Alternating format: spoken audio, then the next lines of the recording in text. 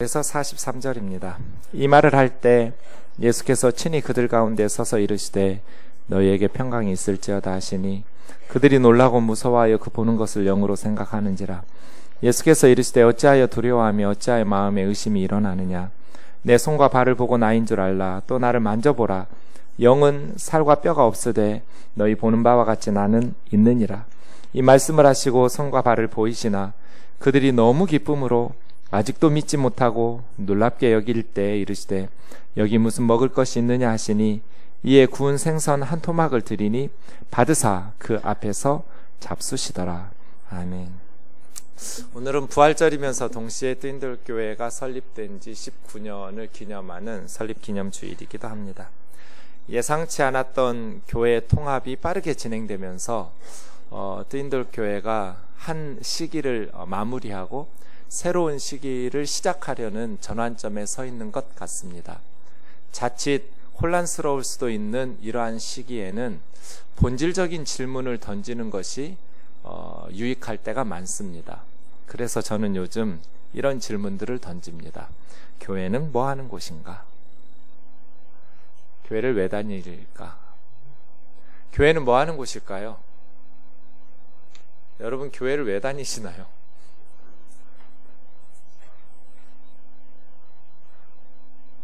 모든 질문에 대해서 우리는 성경에서 답을 찾습니다. 하나님께서 모든 사람에게 하라고 명령하신 게 두 가지가 있습니다. 하나님의 계명이라고 말씀하시는 이 땅의 모든 사람들이 받들어 순종하며 살아가야 될 하나님 주신 계명이 두 가지입니다. 이제 저는 어디를 찾을까요? 수십 번 한 것 같습니다. 요한일서 3장 23절 같이 읽겠습니다. 시작. 그의 계명은 이것이니 곧 그 아들 예수 그리스도의 이름을 믿고 그가 우리에게 주신 계명대로 서로 문맥 보면 그의 계명은 하나님의 계명입니다. 하나님께서 우리 인간들에게 주신 계명은 두 가지예요. 하나님의 아들 예수 그리스도의 이름을 믿는 것. 이름을 믿는다는 게 유대인들에게는 그 이름을 가진 대상을 믿는 겁니다. 예수 그리스도를 믿는 것. 그리고 예수님께서 우리에게 주신 계명대로 서로 사랑하는 것. 교회는 뭐 하는 곳일까? 하나님의 아들 예수 그리스도를 믿고 예수님께서 우리에게 명령하신 대로 서로 사랑하는 것을 가르치는 곳. 교회는 뭐 하러 다니는가? 하나님께서 우리에게 명령하신 대로 하나님의 아들 예수 그리스도를 믿고 예수님이 명령하신 대로 서로 사랑하면서 살아가는 것을 배우는 곳. 그러기 위해서 교회를 다니죠. 왜 하나님의 아들 예수 그리스도를 믿어야 될까요? 다른 거 믿으면 안 되나요? 모든 종교는 다 착하게 살라고 가르치고 서로 사랑하면서 살라고 가르칠 텐데 왜 꼭 예수님을 믿어야만 될까요? 요한복음 3장 16절 같이요. 시작. 하나님이 세상을 이처럼 사랑하사 독생자를 주셨으니 이는 그를 믿는 자마다 멸망하지 않고 영생을. 왜 예수님을 믿어야 하는가? 왜 이것이 하나님의 계명인가? 하나님이 세상을, 요한은 세상이라고 표현하지만 사람들을 가리킬 때가 많습니다. 세상에 사는 사람들을 극진히 사랑하셔서 너무나 그 하나님의 사랑이 커서 그냥 많다 크다고 말할 수가 없었어요. 그래서 그냥 이처럼이에요. 이처럼 사랑하사 독생자 예수 그리스도를 세상에 내어주시고 십자가에 내어주셨어요.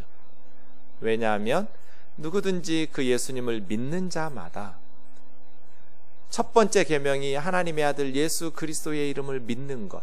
왜? 예수 그리스도를 믿는 자마다 멸망하지 않고 영생을 얻기 때문이지요. 예수 그리스도를 믿는다는 것은 무엇을 의미할까요?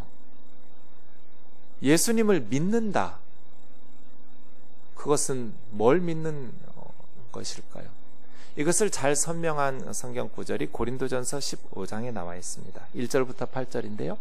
형제들아 내가 너희에게 전한 복음을 너희에게 다시 생각나게 하느니 너희가 받은 것이고 이미 고린도 교회는 바울의 선교팀을 통해서 복음을 받았죠. 또 그 가운데 선 것이라. 너희가 만일 내가 전해주었던 그 복음의 말씀을 헛되이 믿지 않고 굳게 지키면 그 믿음으로 말미암아 구원을 얻을 것이다.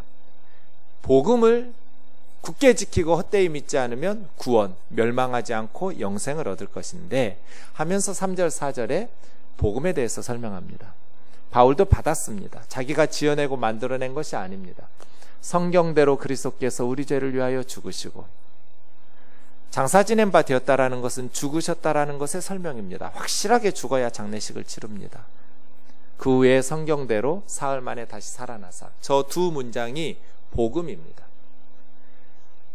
구약 성경의 선지자들을 통해서 예언하신 것처럼 하나님의 아들 예수 그리스도께서 우리 죄를 위하여 십자가에 죽으신 것, 그리고 사흘 만에 죽은 자들 가운데서 다시 살아나신 것, 즉 예수를 믿는다는 것은 십자가와 부활 사건을 믿는다는 것을 의미합니다.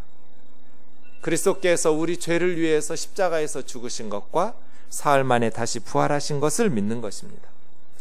그리고 바울은 5절 이하에서 이 부활에 대해서 이것이 어떻게 가능한 것인지 논리적으로 설명하려고 하지를 않고 증인들을 드러내고 있습니다. 부활하신 주님을 보았던 증인들을 나열하고 있습니다. 부활의 주님을 게바가 베드로입니다. 그 후에 12제자 500여 형제에게 동시에 아마 승천하실 때인 것 같습니다. 그 500여 형제의 부활의 주님을 보았던 형제들 중에 고린도전서를 쓰고 있는 지금 대다수 살아있고, 또 어떤 이들은 잠들어 죽었으며 그 후에 예수님의 친동생 야고보에게, 그리고 모든 사도에게와 맨 나중에 유산된 것 같이 만삭되어 태어나지 못한 것 같은 모질이 나 바울에게도 부활하신 주님이 다메섹 도상에서 나타내셨느니라. 이게 부활의 증인들입니다. 어떻게 부활을 믿을 수 있을까? 우리가 부활하신 주님을 만나볼 수는 없습니다. 이것이 과학적으로 가능한 일인지 따져보는 것도 별 도움이 될 것 같지 않습니다. 우리의 과학 지식으로는 불가능합니다. 성경은 우리에게 부활의 증인들을 이야기합니다. 예수님의 제자들이 달라졌습니다. 역사가 AD 30년 4월 8일 뒤집어졌어요.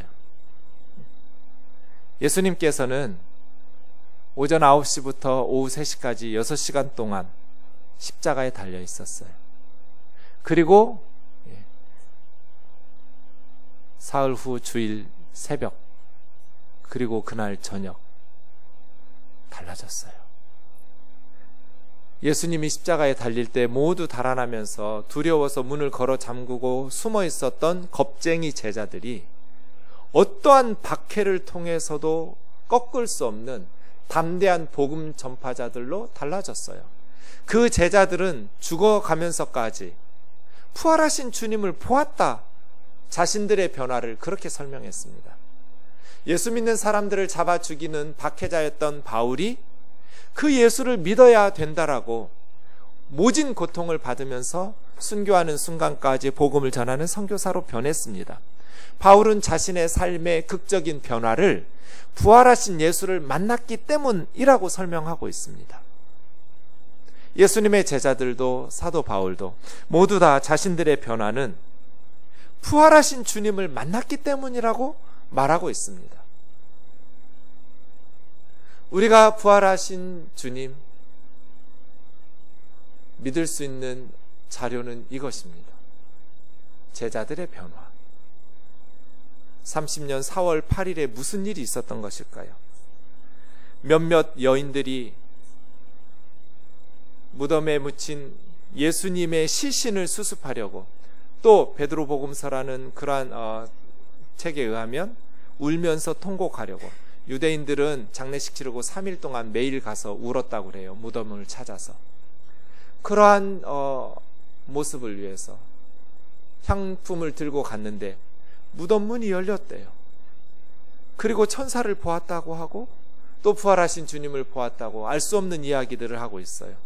엠마오로 가던 두 제자들도 부활하신 주님을 만났다고, 다시 예루살렘으로 돌아와서 우리가 주님을 보았다고 이해할 수 없는 말들을 이야기하고 있어요.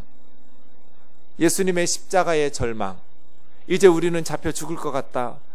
예수 사건은 끝나야 되는데 십자가 사건으로 멈춰야 될 예수 운동이 다시 되살아나기 시작했어요. 서서히 어둠을 몰아내고 태양이 떠오르면서 밝은 빛으로 변화되듯이 이 세상에 제자들의 마음속에 희망이 서서히 절망을 몰아내는 4월 8일 아침이에요. 그때 오늘 본문에 주님의 제자들에게 저녁에 나타나신 것이죠. 36절 이 말을 할 때, 이 말은 엠마오로 갔던 두 사람이 예루살렘으로 돌아와서 제자들에게 우리가 부활하신 주님을 보았다라고 말할 때예요. 예수께서 친히 그들 가운데 찾아오셨어요. 그리고 그들에게 평강이 있을지어다 인사했어요. 샬롬 했겠죠. 제자들이 놀라고 무서워했어요. 누가복음 1장에서는 가브리엘 천사가 제사장 세례요한의 아버지 사가랴에게 나타났을 때 놀라고 무서워함으로 시작했어요.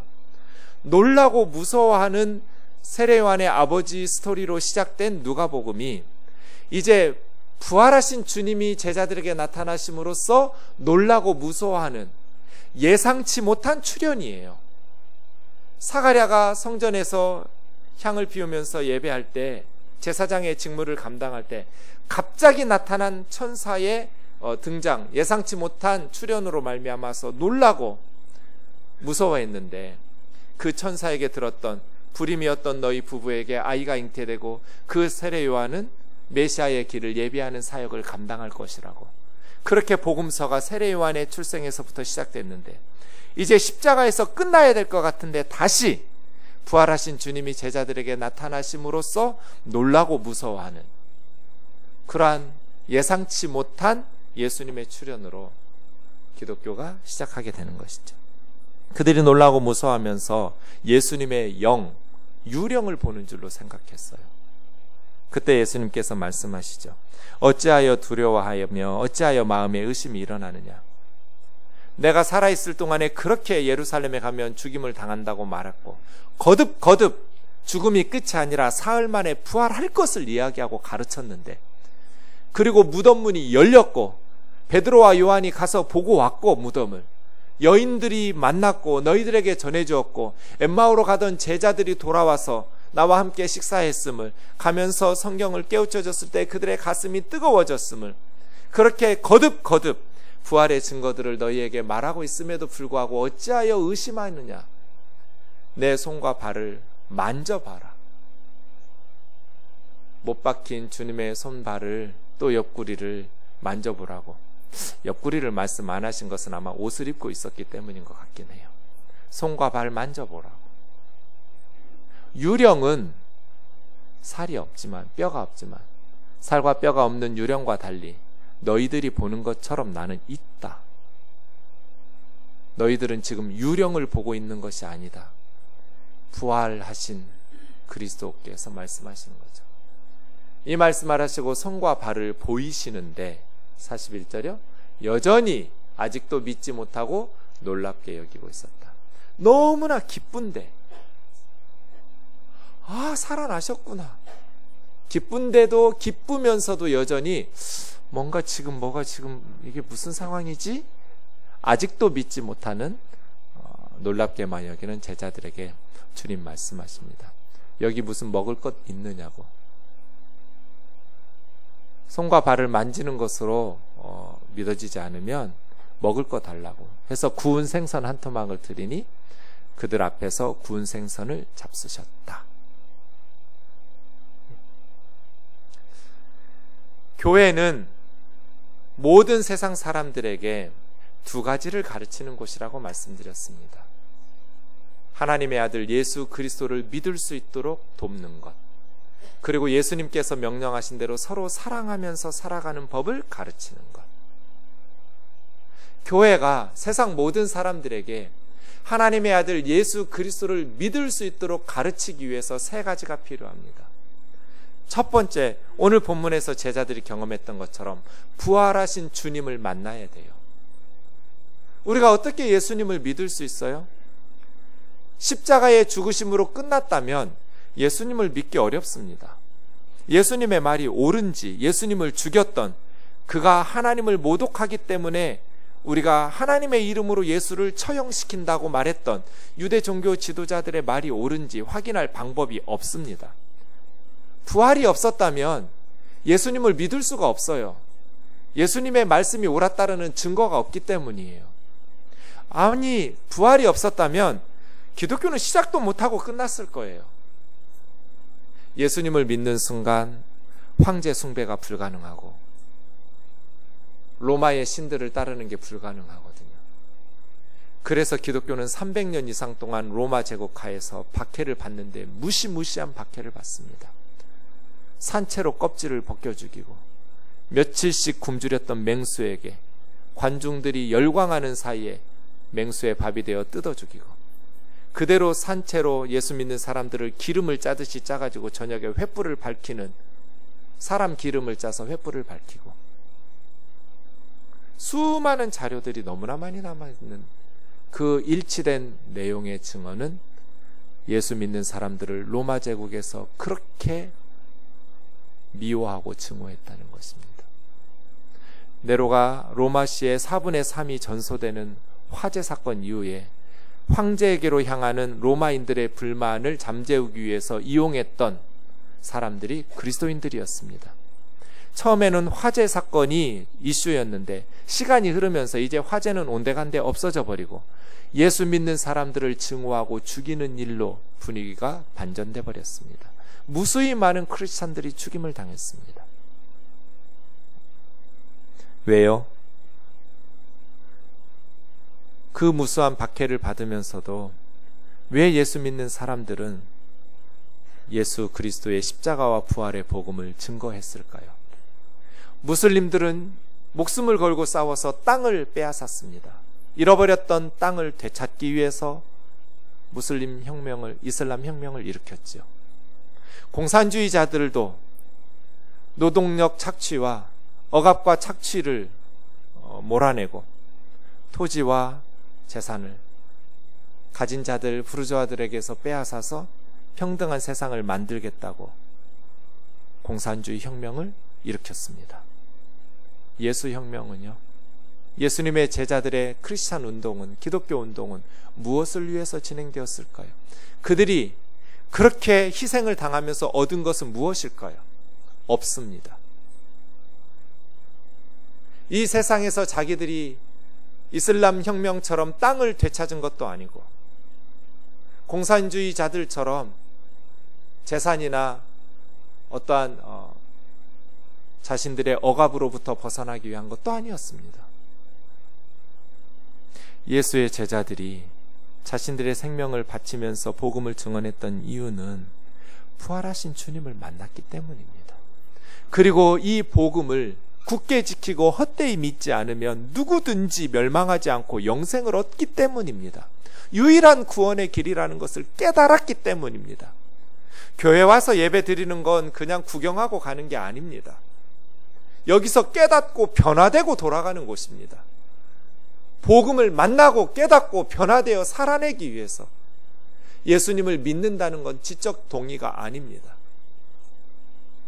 그 깨달음을 통해서 내 삶이 뒤집어지고 변화되는 예수의 제자의 삶을 살아내기 시작하는 그것이 예배지요. 그러한 곳이 교회입니다. 우리가 복음의 증인이 되려면 부활하신 주님을 만나야 돼요. 무덤 속에 들어가서 구경하고 나오는 것이 아니라 깨닫고 믿음으로 변화되어 나오는 것이죠. 그래서 껍질을 벗겨 죽이는 자들 앞에 설 때도 예수 그리스도가 하나님의 아들이심을 믿는 것이죠. 그분이 우리 죄를 위해서 십자가에 죽으셨고 그분이 죽은 자들 가운데서 다시 살아나신 것을 증거하는 것이죠. 누구든지 이 복음을 믿으면 구원을 얻는다는 것을 증언하면서 생명을 바치는 것, 그것을 우리는 증인이라고 부릅니다. 예수님께서 십자가에 죽으셨다는 것에 대해서 의심의 여지가 없습니다. 뙤약볕에서 6시간 동안 피 흘리면서 기절했다가 서늘한 무덤에 들어가서 다시 의식이 깨어났다, 그럴 가능성은 제로입니다. 마태복음 28장 11절에서 15절을 보겠습니다. 여자들이 무덤 문이 열리고 부활하신 주님을 경험하고 나서 천사의 소리를 듣고 제자들에게 달려가고 있을 때 무덤을 지키고 있던 경비병 중에 몇이 예루살렘 성에 들어가서 대제사장들에게 소식을 알렸습니다. 그러자 대제사장들이 장로들과 함께 사내들인 공회가 모여서 의논을 시작하고 결론이 경비병들에게 돈을 많이 주어서 꾸미자라고 결론을 내렸습니다. 참 악한 사람들입니다. 부활을 경험했으면 바리새인들, 서기관들 다 모아놓고 성경을 연구하고 분석하고 부활의 주님을 만나러 가고 제자들과 함께 들을 법도 한데 돈으로 해결하려 합니다.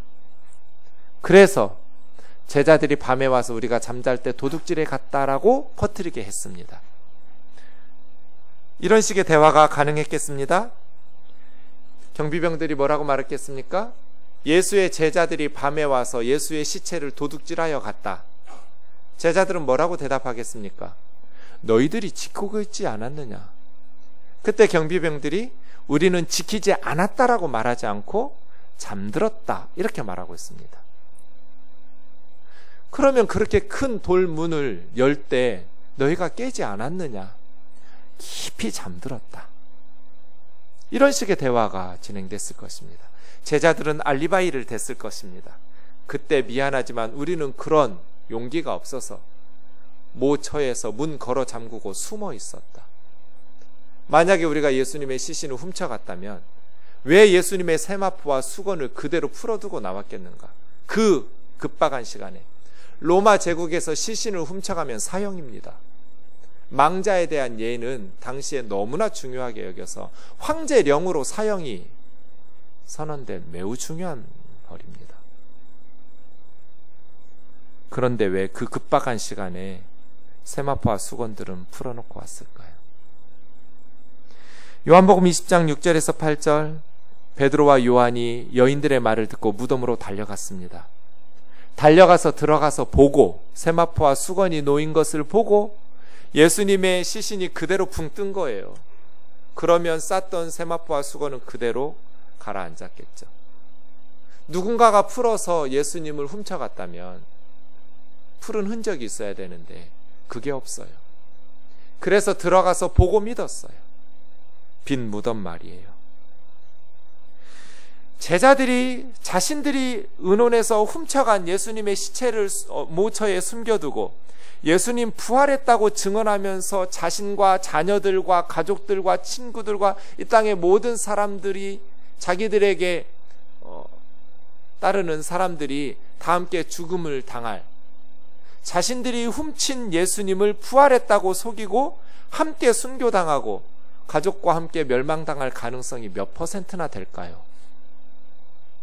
제로입니다. 이 세상에 그런 사람은 없습니다. 사도행전 10장 39절부터 사도 베드로가 고넬료 백부장의 집에 가서 설교한 내용 중에 일부입니다. 우리는 유대인의 땅과 예루살렘에서 예수님의 행하신 모든 일을 본 증인들이다.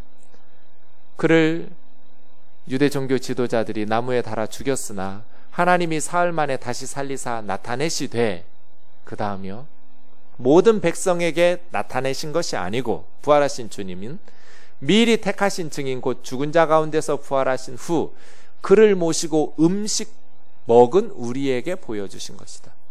우리는 부활하신 주님과 함께 떡을 먹었다. 구운 생선을 먹었다. 음식을 먹었다는 거예요.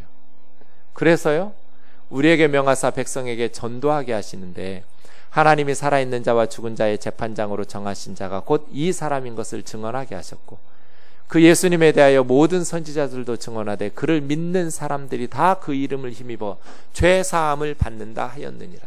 이게 베드로의 마지막 고넬료 집에서의 설교 뒷부분입니다. 그 설교를 듣고 고넬료 집 모인 사람들이 다 예수님을 믿고 성령을 받고 세례를 받았습니다. 제자들이 자신들이 훔친 시체를 어딘가에 숨겨두고 부활하셨다라고 말하지 않았습니다. 그럴 사람은 아무도 없습니다. 거짓으로 밝혀질, 고문에 의해서 드러날 일들 서로 입맞추어 가지고 우리가 거짓말로 지어내자고 굳게 결의하고, 그것이 얼마나 가겠어요. 자기 아들이 죽어갈 때, 딸들이 죽어갈 때, 부모 형제가 죽어갈 때 우리가 꾸며냈다고, 지어냈다라고 그렇게 자백하지 않고 끝까지 거짓말을 지킬 제자들이 몇 명이나 있겠어요. 인간이 하나님을 거부하는 것은 지적인 요구 때문도 아니고 증거가 부족한 탓도 아니다. 인간이 하나님을 거부하는 것은 자신에게 하나님이 필요하다는 사실을 인정하기 싫어하는 도덕적 저항 때문이다. 저 말이 맞는 말 같아요. 증거가 부족해서 믿지 못하겠다. 더 이상 불가능해요. 너무나 합리적인, 너무나 증거가 많아요. 성경 안팎으로 너무너무 많은 증거가 있어요. 믿음은 선택하는 거예요. 모든 형제 자매들이 믿기로 결단하기를 원합니다. 그리고 그 믿음이 자라날 수 있도록 투자해야 돼요. 영의 양식인 하나님의 말씀을 공급받고 또 생각하고 상고하고 성경을 배우고 또한 말씀을 실천하면서 운동하듯이 우리가 삶 속에서 복음을 살아내면 그 믿음이 더욱 건강하게 자라나겠죠. 믿음이라는 것은 지적인 동의에서 머물지 않고 삶 속에서 체험되는 것이거든요. 그래서 날마다 믿음이 더 점점점 견고해져요. 부활의 주님을 경험해야 돼요. 부활의 주님을 만나야 돼요. 부활하신 주님을 제자들의 증언들을 통해서 확신하게 되면 우리의 삶이 새로워지게 돼요. 두 번째로 우리가 복음의 증인이 되려면, 예수 그리스도가 하나님의 아들이심을 믿게 하려면 성경을 깨달아야 돼요. 오늘 본문 이어지는 44절부터 48절 말씀해 보시면, 너희와 함께 있을 때 모세 율법 선지자의 글 시편, 구약 성경이죠. 나를 가리켜 기록된 모든 것이 이루어져야 하리라고 한 말씀이 이것이다. 곧 45절이요. 마음을 열어 성경을 깨닫게 해주셨어요. 그러니까 우리가 복음의 증인이 되어서 세상 모든 사람들에게 예수께서 하나님의 아들이심을 믿게 하려면 성경을 깨닫게 해줘야 돼요. 마음을 열어 성경을 깨닫게 하시고, 그리스도가 고난을 받고 3일 만에 죽은 자 가운데서 살아나야 할 것과 그의 이름으로 죄사함을 받게 하는 회개가 예루살렘에서부터 시작해서 모든 족속에게 전파될 것을 기록되었으니 너희가 증인이다. 성경에 그리스도께서 고난 받으시고 부활하시고 예루살렘에서부터 이 복음이 온 모든 민족에게 전파되어야 될 것이 기록되어 있지 않느냐. 그래서 하나님의 말씀을 보아야 돼요. 제자들이 이 복음의 증인이 될 수 있었던 이유는 부활하신 주님을 보았기 때문이 아니라, 그것뿐 아니라 구약 성경의 말씀을 깨달았기 때문이에요. 하나님께서는 예수님이 태어나기 전 수백 년 전, 수천 년 전부터 그리스도에 대해서 예언하셨거든요. 구약 성경을 통해서 말씀하셨기 때문이에요. 그 말씀들 중에 한 구절이라도 예수님하고 다르면 예수님은 메시아가 아니에요. 그런데 수백 구절에 예수님이 그대로 성취되고 일치되는 것은 그건 둘 중 하나죠. 예수님이 진짜 하나님이 말씀하신 메시아이거나, 아니면 우리가 바보거나, 그래서 엉터리를 지금 속아가지고 사기당해서 믿고 있거나. 성경을 깨달으면 깨달을수록 예수 그리스도가 하나님의 아들이심을, 메시아이심을 증언하고 있어요. 이사야 53장 통째로 예수님을 예언하고 있어요.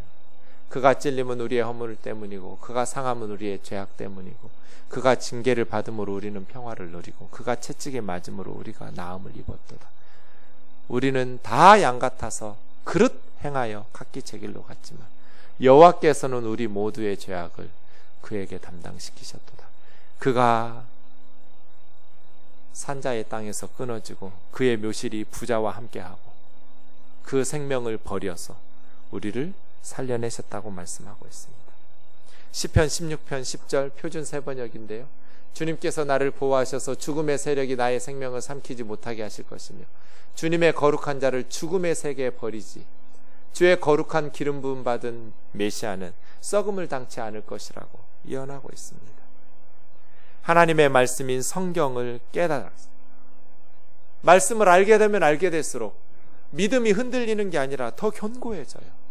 수많은 사람들이 기독교를 반대하려고 논리적으로 기독교를 무너뜨리기 위해서 성경을 읽었다가 예수님의 제자가 되고 믿음의 사람들이 되었어요.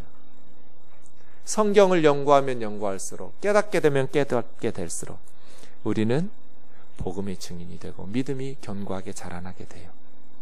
마지막 세 번째 49절 말씀 보시면, 우리가, 교회가 예수 그리스도가 하나님의 아들이심을 믿게 하고 이 십자가와 부활의 복음을 믿음으로써 사람들을 살려내려면 세 번째, 위로부터 오는 능력, 성령의 능력을 힘입어야 돼요. 부활의 주님을 만나야 되고 성경의 말씀을 깨달아야 되고 성령의 능력을 힘입어야 뜨인돌 교회가 복음의 증인이 될 수 있을 거예요. 이 땅의 모든 사람들이 예수께서 하나님의 아들이심을 믿을 수 있게 할 수 있을 거예요. 그래서예요. 우리의 사역은 골로새서 1장 28절 29절과 같은 사역이죠. 우리는 예수 그리스도를 전파해요. 모든 지혜를 총동원해서 예수 그리스도를 가르쳐요. 이유는 한 사람 한 사람, 각 사람을 그리스도 안에서 완전한 자로 세우기 위해서예요. 이 일이 가능하려면 두 가지가 필요한데 29절이죠. 바울 안에서 능력으로 역사하신 성령, 위로부터 임하시는 그 능력, 그 성령의 역사하심을 따르는 것, 그리고 힘을 다하여 수고하는 것. 뜨인돌 교회가 이런 교회 되기를 원합니다. 예수 그리스도를 전파하고 모든 지혜를 다해서 한 사람 한 사람을 가르치고, 그래서 한 사람 한 사람 그리스도 안에서 완전한 자로 세우는데, 이 일을 위해서 위로부터 성령의 능력을 힘입고 우리 안에서 능력으로 역사하시는 성령님을 따르면서 우리도 힘을 다하여 수고하는 복음의 일꾼들이 되기를 주의 이름으로 축원합니다. 사랑하는 형제 자매 여러분, 부활의 아침입니다. 부활이 우리에게 어떤 의미가 있을까요? 저는 베드로전서 1장 3, 4절로 마무리하고 싶습니다. 같이 읽겠습니다. 시작. 우리 주 예수 그리스도의 아버지 하나님을 찬송하리로다. 그의 많으신 긍휼대로 예수 그리스도를 죽은 자 가운데서 부활하게 하심으로 말미암아 우리를 거듭나게 하사 산 소망이 있게 하시며 썩지 않고 더럽지 않고 쇠하지 아니하는 유업을 잊게 하시나니 곧 너희를 위하여 하늘에 간직하신 것이라. 산 소망. 우리 교회에 신소망이 있는데 산 소망이 있어요. 죄송합니다. 리빙 호프예요. 전 살아있는 소망이 생물체가 아니잖아요. 그런데 마치 생명이 있는 것처럼 살아있대요. 저는 살아있다는 말을 생각하면 재수할 때 노량진에서 우리 학원 건너편에 노량진 수산시장이 있었거든요.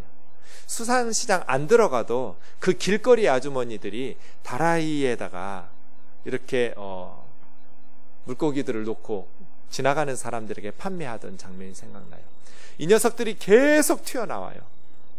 점프해서 거리로 걷다 보면 물고기들이 거리에 튀어나와요. 살아있다는 것, 팔짝팔짝 뛰어있는 것. 우리 안에 소망이 그렇게 리빙, 살아있는 소망 되기를 원합니다. 어떻게 해요? 3절 다시 보세요. 하나님께서 많으신 긍휼대로 예수 그리스도를 죽은 자 가운데서 부활하게 하심으로, 예수님이 십자가에 죽었을 때 절망이었어요. 이 여인들은 조문객이 되어서 곡하면서 울려고 무덤을 찾았어요. 예수님의 제자들은 이제는 우리 차례다, 죽을 것 같으니까 문 걸어 잠그고 숨어 있었어요.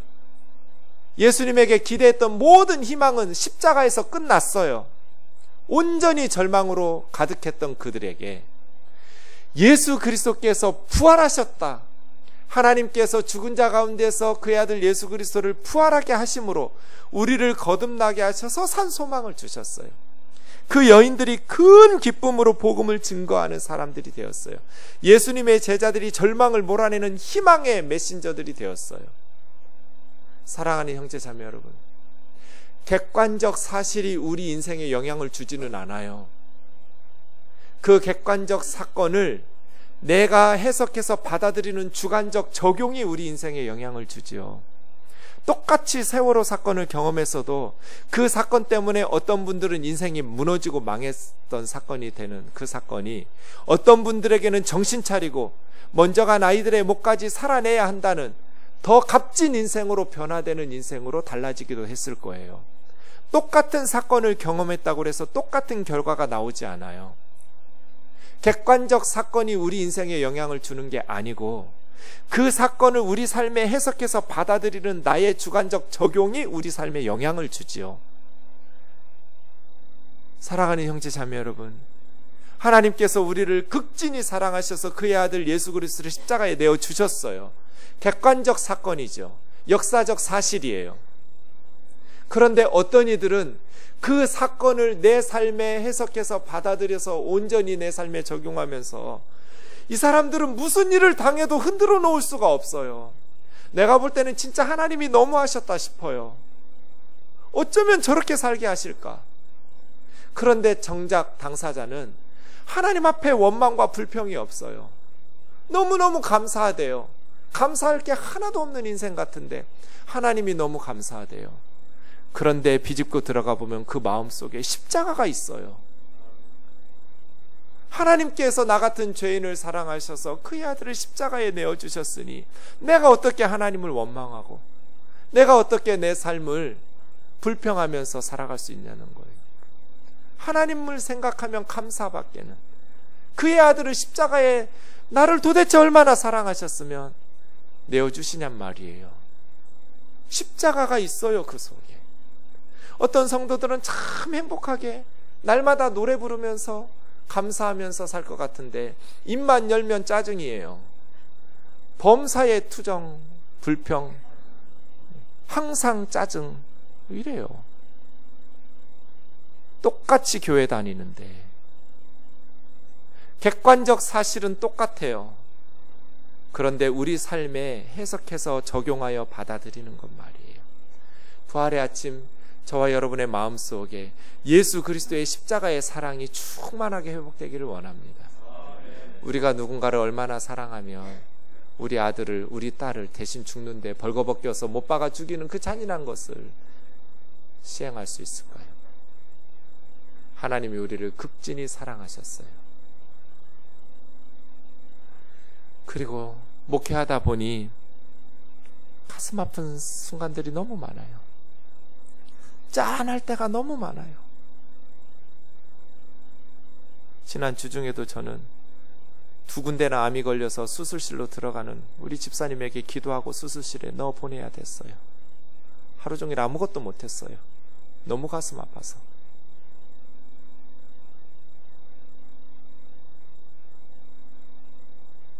부모가 먼저 죽어야 하잖아요. 부모보다 자식들이 먼저 죽으면 안 되잖아요. 부모 앞에 자식이 먼저 가면 안 되잖아요. 그런데 목회하다 보면 이런 가정들도 참 많이 만나요. 이 세상은 여전히 불의하고 악이 득세한 것 같아요. 저는 미투 운동을 보면서 정말 절망했어요. 대학 졸업하고 저는 바로 목회 시작했잖아요. 사회생활 경험이 전혀 없잖아요. 교회라는 곳에서 제가 경험하는 것은 그러지 않아도 돼요. 싫으면 안 나오면 되니까요. 그런데 직장에서 살아남기 위해서 그 자매들이 그런 고통을 당했다는 거예요. 이 세상이 그렇게 악하고 절망적이고 우리의 생에 상상하지 못했던 실패와 절망을 경험하지만 리빙 호프, 이 세상이 아무리 망가져도, 우리 삶이 아무리 망가져도 부활하신 주님을 믿는 성도들에게는 희망이 있어요. 희망. 천국의 소망 말이에요. 천국에서 다시 만날 수 있다는 재회의 희망이 있어요. 사랑하는 형제 자매 여러분, 큰 기쁨으로 이 희망을 세상에 전하는 뜨인돌교회가 되기를 원합니다. 예수님의 제자들처럼 이 큰 기쁨으로 세상에 나아가서 그것을 위해서 목숨을 바쳐가면서까지 자신의 생명을 다 소진하여 쏟아 부으면서까지 예수 그리스도의 희망의 복음, 생명의 복음을 증언하였던 예수님의 제자들처럼 우리도 그러한 삶을 살아가기를 주의 이름으로 축원합니다. 뜨인돌 찬양 72번입니다.